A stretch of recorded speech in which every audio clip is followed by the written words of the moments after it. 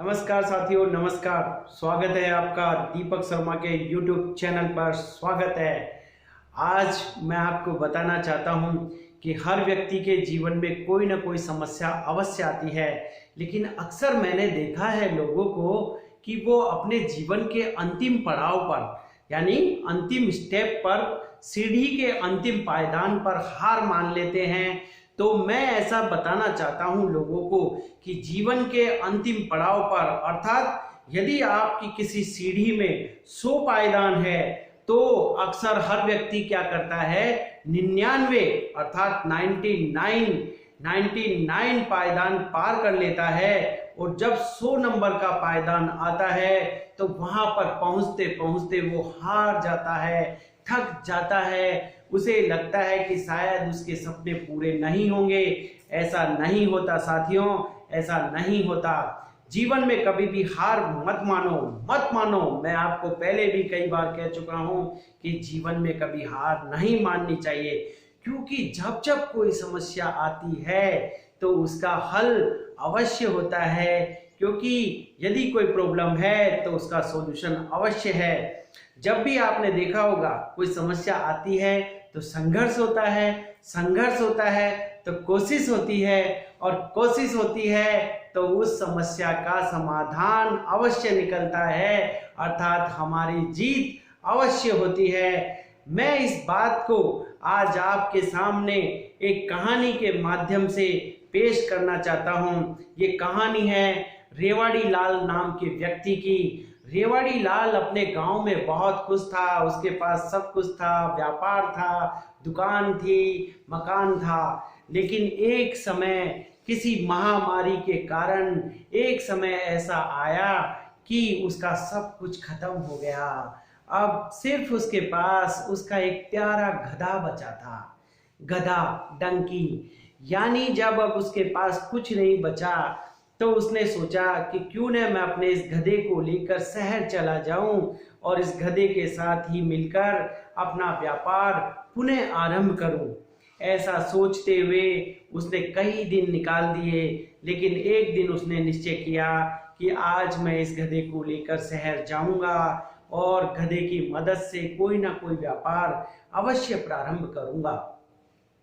जब वो अपने गांव से जंगल के रास्ते से जा रहा था, अचानक उसे दिखाई नहीं दिया और उसका गधा एक गहरे गड्ढे में गिर गया।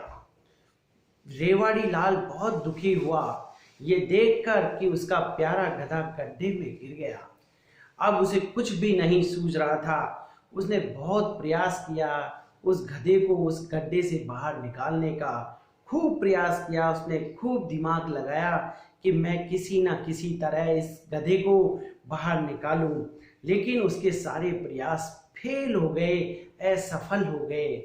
अब रेवाड़ी लाल ने सोचा कि वो गधा उसके लिए बहुत प्रिय था। उसने सोचा कि यदि मैं इस गधे को इस प्रकार इस गड्ढे में छोड़ गया तो इस गधे को जंगली जानवर खा जाएंगे, नोच लेंगे और ये उसे देखा नहीं जाएगा। तो उसने क्या सोचा कि क्यों न मैं इस गड्ढे के अंदर अपने इस प्रिय गधे को दफना दूं, मिट्टी की मदद से उसे इस गड्ढे में दफना दूं, दफन कर दूं। ऐसा सोचकर उसने पास में एक मिट्टी का ढेर लगा हुआ था, उस ढेर को लाकर धीरे धीरे उस गड्ढे के अंदर मिट्टी को भरना प्रारंभ कर दिया। रेवाड़ी लाल अपना मन लगाकर है जो उस गड्ढे को भरता रहा, लेकिन वहां तो कुछ उल्टा ही हो रहा था। जैसे जैसे मिट्टी गड्ढे में भर रही थी, गधा धीरे धीरे ऊपर आ रहा था। अर्थात रेवाड़ी लाल तो उसको दफन करने का प्लान कर चुका था, लेकिन वहां तो उल्टा हुआ। उल्टा क्या हुआ? गधा उस मिट्टी की वजह से धीरे धीरे ऊपर आ गया और गधे की जान बच गई। जब गधे की जान बच गई तो रेवाड़ी लाल ने सोचा कि हे भगवान, ये मेरे से क्या होने वाला था और ये क्या हो गया।